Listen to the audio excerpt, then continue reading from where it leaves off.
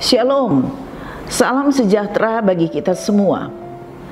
Pada satu ketika, beberapa barang dari mendiang seorang perempuan yang sangat terkenal pada zamannya habis terjual jauh melebihi harga yang normal.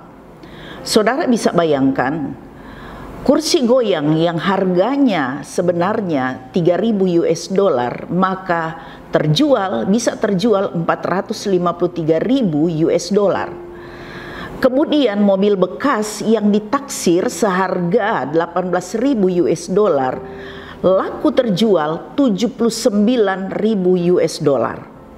Kemudian gelas biasa itu ditaksir seharga 500 US dollar, tetapi bisa terjual 38.000 US dollar.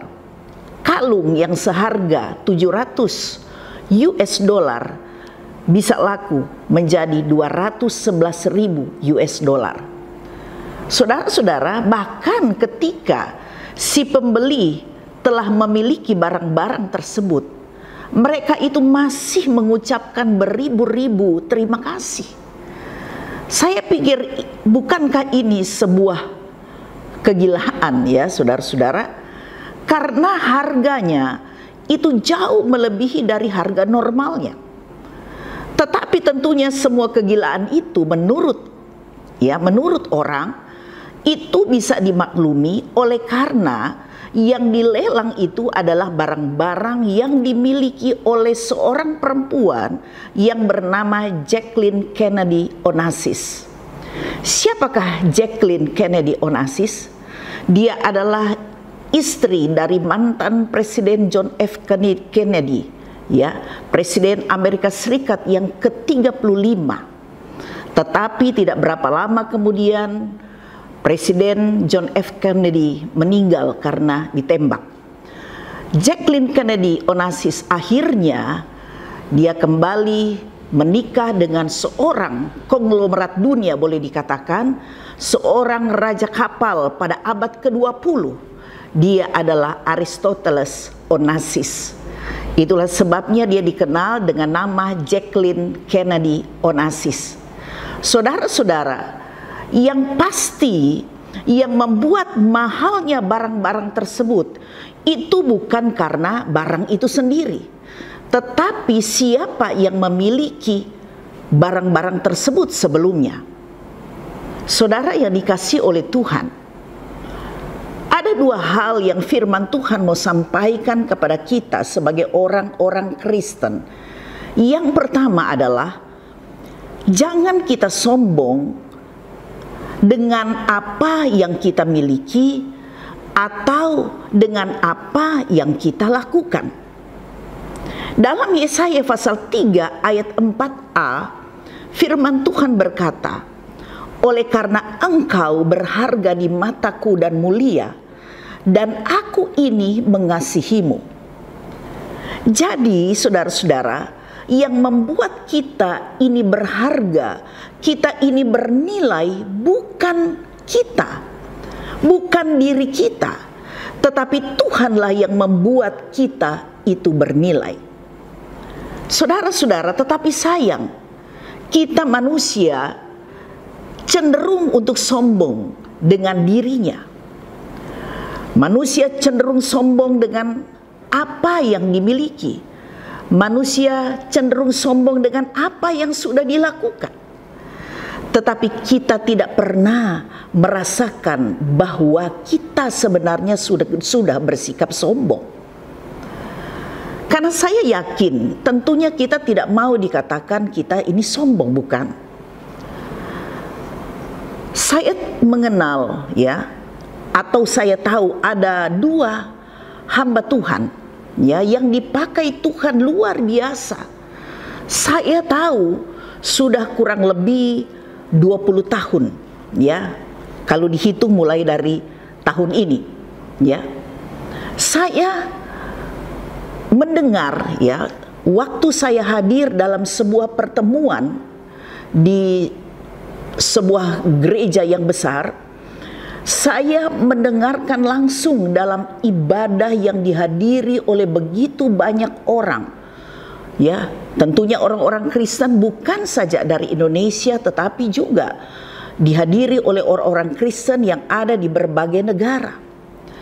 Kemudian dia mengatakan bahwa dia harus berterus terang, dan dia dengan penuh kerendahan hati dia mengatakan bahwa dia telah menjadi pendeta yang sombong selama bertahun-tahun. Saudara, kemudian ada satu lagi hamba Tuhan ya yang terkenal. Dia mengatakan juga, tapi itu saya mendengar secara online. Dia mengaku dia juga bahwa sebelumnya telah menjadi pendeta yang sombong. Saudara-saudara, mereka berdua mengakui dengan jujur, dengan penuh kerendahan hati. Bayangkan saudara-saudara, sudah menjadi pendeta terkenal dengan jemaat yang banyak, tetapi mereka tidak sadar mereka sudah menjadi pendeta yang sombong. Saudara-saudara, tetapi yang luar biasanya mereka mau mengakui itu dan mereka bertobat. Ya, ini adalah bentuk kerendahan hati yang luar biasa. Mereka menyadari, mereka bertobat dan mereka mengakui itu di muka jemaat, di hadapan publik. Saudara-saudara, mungkin kita bertanya, mengapa demikian? Saudara, seringkali kesombongan menyamar dalam bentuk kebaikan-kebaikan yang kita lakukan. Seringkali juga kesombongan datang ketika kita melakukan hal-hal yang bersifat rohani, sehingga ada istilah sombong rohani. Pertanyaannya, mengapa atau bagaimana kita tahu bahwa kita ini sudah jatuh dalam dosa kesombongan? Saudara, mungkin apa yang akan saya sampaikan ini bisa menjadi introspeksi bagi kita, dan termasuk juga saya, yaitu ketika harga diri kita mudah sekali terusik, maka kita cepat sekali tersinggung, kita cepat marah, atau ketika kita tidak mendapat perhatian khusus, atau ketika kita merasa kita tidak dihargai atau apa yang kita sudah lakukan atau kita sudah berikan, kemudian kita merasa kita tidak dihargai, maka kita cepat menjadi kecewa. Kemudian kita kurang hati.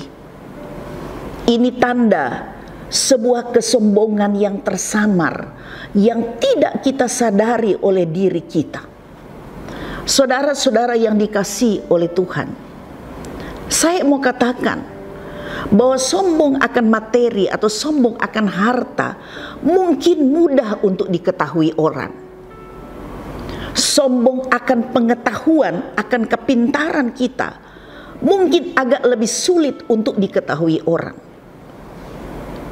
Tetapi sombong rohani dan sombong karena kebaikan kita, jangankan orang lain tahu, oleh diri kita sendiri pun kita tidak tahu kalau kita sombong. Saudara-saudara, itu yang luar biasa. Justru ketika kita merasa bahwa rohani kita baik, kita sudah banyak melakukan kebaikan, justru kita tidak menyadari bahwa sebenarnya kita itu sudah jatuh dalam kesombongan. Oleh karena itu Tuhan perlu menempa kita seperti tanah liat yang kotor, kemudian dibentuk oleh Tuhan melalui suatu proses yang mungkin saja menyakitkan kita, tetapi yang Tuhan buat itu untuk menjadi bejana yang indah, yang dapat dinikmati oleh Tuhan dan juga dapat dinikmati oleh banyak orang. Saya mendengar khotbah dari pendeta Erastus Sabdono. Dia mengatakan bahwa hendaknya kita hidup untuk bisa dinikmati oleh Tuhan. Hidup kita bisa dinikmati oleh Tuhan. Kira-kira bagaimana saudara? Jika kita menikmati sesuatu, kalau kita mungkin makan sesuatu yang enak kemudian kita nikmati. Seperti itulah yang dikatakan oleh hamba Tuhan ini, bahwa hidup kita seharusnya dapat dinikmati oleh Tuhan. Nah, itu harus melalui proses, yaitu Tuhan harus menempa kehidupan kita seperti bejana yang dibentuk oleh penjunan untuk menjadi bejana yang indah. Di dalam Yeremia pasal 18 ayat yang keempat, firman Tuhan berkata, apabila bejana yang sedang dibuatnya dari tanah liat di tangannya itu rusak, maka tukang periuk itu mengerjakannya kembali menjadi bejana lain menurut apa yang baik pada pemandangannya. Saudara yang dikasihi oleh Tuhan, jadi untuk menjadi sempurna, terlihat indah, seperti apa yang Tuhan mau, jangan mengharapkan bahwa hidup itu akan mulus terus-menerus tanpa masalah. Jangan kita mengharapkan bahwa semua harus terjadi seperti apa yang kita mau. Jangan mengharapkan bahwa orang-orang yang ada di sekitar kita itu akan mengerti dengan kita. Semua itu adalah proses di mana Roh Kudus sedang mengajar kita untuk bergantung dan berserah kepada Tuhan, serta belajar untuk kita bisa rendah hati. Saya sudah menyinggung pada minggu yang lalu, di dalam Injil Matius 11 ayat yang ke-29, Tuhan Yesus berkata, belajarlah kepadaku karena aku lemah lembut dan rendah hati. Saudara-saudara yang dikasihi oleh Tuhan, jika Tuhan menempa kita untuk menjadi orang yang lebih baik, maka itu adalah proses Tuhan yang harus Tuhan lakukan dalam hidup kita. Kalau Tuhan tidak menempa kita, maka kita akan menjadi orang yang sangat arogan mungkin. Kita akan menjadi orang yang sangat egoistis. Karena firman Tuhan berkata, Allah menentang orang yang sombong, tetapi mengasihani orang yang rendah hati. Banyak peringatan-peringatan Tuhan tentang bahaya orang yang sombong. Di dalam firman Tuhan banyak ayatnya, saudara. Dan salah satunya dalam kitab Amsal mengatakan, awal dari kehancuran itu adalah kesombongan, atau tinggi hati adalah awal dari kehancuran. Kehancuran dalam bentuk apa? Mungkin saja kehancuran atas nama baik kita dan kehancuran-kehancuran yang lain. Yang pasti apa yang dikatakan oleh firman Tuhan itu benar adanya. Saudara-saudara yang dikasihi oleh Tuhan Yesus Kristus, ingat, kita berharga atau kita bernilai bukan karena kita, bukan karena apa yang kita lakukan, bukan karena keberhasilan kita dalam melayani Tuhan, tetapi karena kita dimiliki oleh Tuhan, sehingga kita menjadi orang yang berharga. Hal yang kedua, be yourself. Jadilah seperti dirimu sendiri. Ada sebuah kata-kata bijak yang mengatakan demikian, menjadi apa adanya kerap kali jauh lebih baik daripada berusaha untuk menjadi segalanya. Saudara-saudara, banyak orang yang mau berusaha untuk menyenangkan orang dengan membentuk citra diri sebagai orang baik, dengan perbuatan-perbuatan yang baik, dengan kata-kata firman yang selalu keluar dari mulutnya, dengan penampilan yang serba rohani, saudara-saudara, dan seakan-akan tidak mau terkontaminasi dengan perbuatan-perbuatan yang di luar hal-hal yang bersifat rohani. Saudara-saudara, bagi saya rasanya kalau kita melakukan usaha-usaha seperti ini, membentuk citra diri dengan kekuatan kita, itu adalah usaha yang sia-sia. Saudara-saudara, motivasi yang seperti ini hanya untuk pencitraan, rasanya sangat sulit kita lakukan dengan kekuatan kita. Karena satu saat kita akan merasa jenuh, dan pada akhirnya waktu juga yang akan membuktikan siapa kita sebenarnya. Saudara, sekali lagi saya mau katakan, karena nilai kita tidak ditentukan oleh perbuatan-perbuatan kita dan apa kata orang, tetapi nilai kita ditentukan oleh Tuhan sendiri. Karena Tuhan melihat hati. Kita boleh mengecoh atau bersandiwara pada sesama kita dengan perkataan-perkataan yang lembut, dengan kata-kata firman, dengan perbuatan-perbuatan yang baik, apapun itu. Tetapi kita tidak bisa bersandiwara di hadapan Tuhan. Be yourself. Jadilah seperti dirimu sendiri. Kita tidak perlu berusaha menjadi orang lain atau kita mengkopi orang lain sehingga kita terlihat orang baik, sehingga kita terlihat orang yang rohani. Teladani sajalah kehidupan Yesus dan lakukan firman-Nya. Ketika kita meneladani Yesus, maka kita akan menjadi pribadi dengan sikap hati yang benar, sehingga nampak dari sikap hidup kita yang tidak dibuat-buat, apa adanya. Dan kita memiliki sikap hati yang benar karena kita meneladani Yesus. Saudara-saudara, sesuatu yang berdasarkan kasih pasti akan berdampak yang baik bagi orang lain, itu pasti. Dan juga berdampak bagi lingkungan di mana kita berada.